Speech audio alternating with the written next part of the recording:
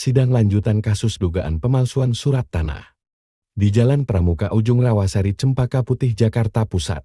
Kasus dugaan pemalsuan surat tanah yang menjadikan Gunawan Muhammad alias Yayang mantan Pereli Nasional, Saad Fadil Sadi dan Ropina Siahaan, terpaksa harus duduk di kursi persidangan menjadi terdakwa.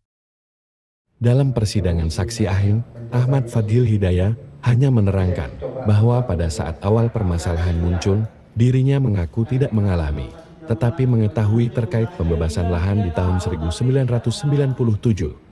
Afriel SBH, MMA, berulang kali menanyakan masa berlaku surat tersebut. Juga menjelaskan bahwa pihak pelapor menjadikan ketiga hal yakni SP3N SIPPT dan SK Gubernur tahun 2016 menjadi dalil dasar kepemilikan lahan. Saksi yang dihadirkan dari Pemprov DKI yang spesifikasinya di pembangunan, karena hanya itu keahliannya. Menanyakan konsistensi SP3L dan SIPPT, penjelasan saksi SP3L berakhir hanya 6 bulan berdasarkan keputusan Gubernur tahun 97.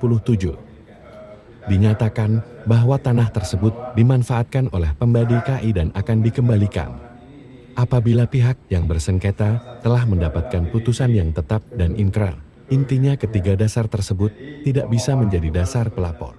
Karena beliau tadi hanya spesifikasinya hanya itu, maka kita hanya menanyakan soal eksistensi SP3L dan SIPPT. Nah, penjelasan beliau, SIPPT itu berakhir 6 bulan. Itu clear berdasarkan keputusan Gubernur tahun 90 itu. Nah, kemudian SIPPT pun berlaku hanya 2 tahun. Nah, kalau kita melihat fakta dari sidang sebelumnya bahwa SP3L itu terbit tahun 97. Artinya 6 bulan itu sudah harus mati kalau misalnya tidak dilakukan pembebasan. Nah, faktanya kan tidak dilakukan pembebasan sampai saat ini bersengketa. Artinya SP3L itu batal demi hukum, tidak lagi bisa digunakan. Dalam dalam laporan polisinya itu, pihak pelapor dalam hal ini Pramulyo itu selalu mendalilkan dasar kepemilikannya itu adalah SIPPT, SP3L dan surat keputusan Gubernur tahun 2016. Nah, tadi ya saudara-saudara juga sudah saksikan bahwa kita telah mematahkan hal tersebut dengan adanya pernyataan bahwa ketiga hal tersebut atau yang mungkin dua hal yang pertama, SIPPT dan SP3L itu bukan merupakan pihak, tapi itu harus dilanjutkan dengan adanya pensertifikatan dan itu belum dilakukan, sehingga apa, hal tersebut tidak bisa dijadikan sebagai alat atau landasan kepemilikan mereka, apalagi ini dipakai untuk membuat laporan polisi terhadap para terdakwa ini, gitu loh. Jadi dasarnya untuk melapor itu sudah tidak ada. Legal standingnya itu sudah tidak ada.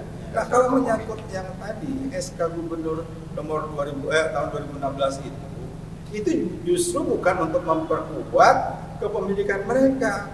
Justru di situ dinyatakan bahwa tanah tersebut dimanfaatkan oleh Pemda DKI dan akan dikembalikan apabila pihak-pihak yang bersengketa telah mendapatkan putusan yang tetap dan inkrah, gitu.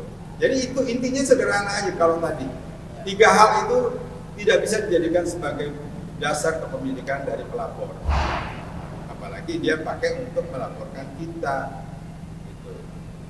Itu sebenarnya sederhana. Jadi apa yang didasarkan dalam perkara ini, ya, yang diajukan oleh pelapor ini, itu hanya judulnya saja. Jadi berdasarkan surat ini, tapi isinya tidak menggambarkan seperti itu. Paham. Gitu loh. Jadi ini yang kita ungkapkan dalam persidangan ini, kita buktikan dalam persidangan ini, kita uji. Ya. Gitu. Setuju Pak. Jadi dalam proses tadi keterangan saksi kita bisa eksplor, ya, bahwa semua itu nggak seperti apa yang susun di dalam berita acara itu. Gitu. Kasihan. Saksian tadi orangnya gimana? Nggak ada manfaatnya, dia hanya ngelanjutin dari laporan-laporan bodong. Ya. Tapi seperti itu gimana? Ya nggak ada artinya. Kan kita buktiin dong kalau memang kita masukin apa yang kita palsuin. Ya. Itu. Ya kalau kita palsu, masukin yang mana? Jangan seenaknya aja kita dibikin tersangka.